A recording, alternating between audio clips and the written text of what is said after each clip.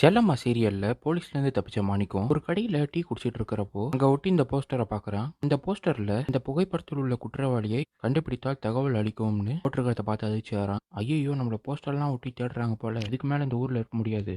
முதல்ல நம்ம எப்படியாச்சும் தப்பிச்சிடணும். சித்து கதையை வேற நம்ம முடிக்கணும். முதல்ல இந்த இடத்த விட்டு போவோம்னு அங்க இருந்து கிளம்பிடுறான்.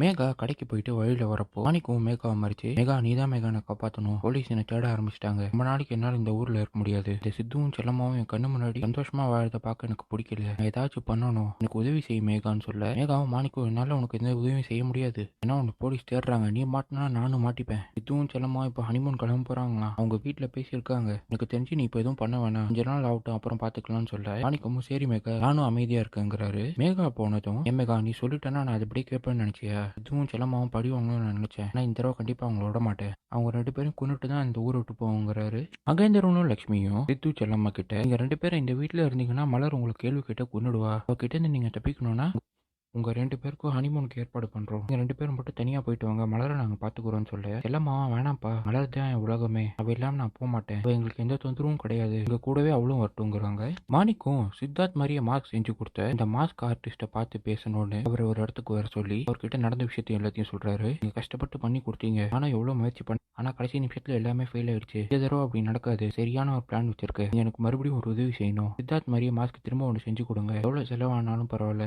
அது எனக்கு பண்ணி கொடுக்கணும்னு மிரட்டுறான். இவங்க ரெண்டு பேரும் பேசிட்டு இருக்கிறத இந்த வழியா வந்த வாசுதேவன் பார்த்துட்டு, இது மாணிக்கு மாதிரி தெரியறானே, அவனை விடக்கூடாதுன்னு அவர் அங்க வரப்போ மாணிக்கு அந்த இடத்த விட்டு போயிடுறான். உடனே இந்த மாஸ்க் ஆர்டிஸ்ட பிடிச்சி, இப்ப நீ கொஞ்ச நேரத்துக்கு முன்னாடி மாணிக்கத்துக்கிட்ட தானே பேசியிருந்த, அவன் உங்ககிட்ட என்ன சொன்னான், என்கிட்ட எல்லா விஷயத்தையும் சொல்லுன்னு சொல்ல, அவரு சித்தார்த் மாஸ்க் பண்ணி கொடுத்தது நான் தாங்கிற விஷயத்த சொல்றாரு. அப்பதான் வாசுதேவனுக்கு ஒரு விஷயம் தெரியுது, இந்த பிரச்சனை எல்லாத்துக்கும் காரணம் மேகா தானு. இந்த மேகா சும்மாவே இருக்க மாட்டா போல, என் பையனோட வாழ்க்கையை அடிக்கிறதுக்காக இப்படி பண்றா, உயிரோட இருந்தா தானே பிரச்சனை, அவளை சும்மா விட மாட்டேன்னு மேகாவை பார்க்க கிளம்புறாரு. இதான் இன்னைக்கு எபிசோட நடந்தது.